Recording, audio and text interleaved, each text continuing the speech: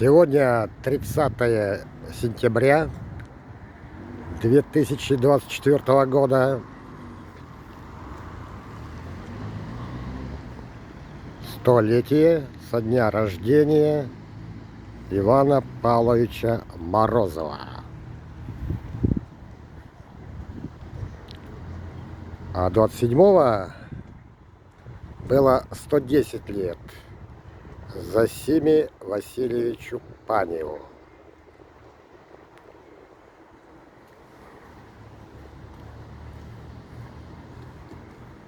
Великое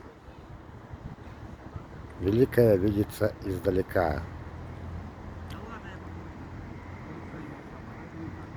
Иван Павлович Морозов находился в этом здании. Здесь был областной комитет коммунистической партии и обком партии и обком комсомола.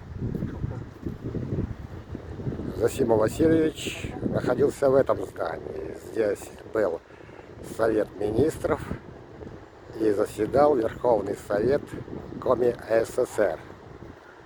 Две берлоги. В 2014 году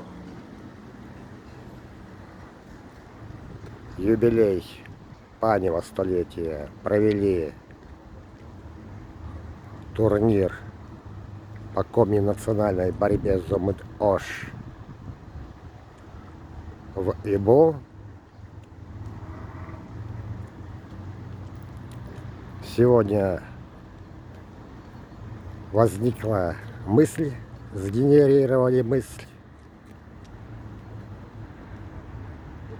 Зосима Васильевича Панева и Ивана Павловича Морозова назвать КИК Зомыд-Ош. Два сильных медведя.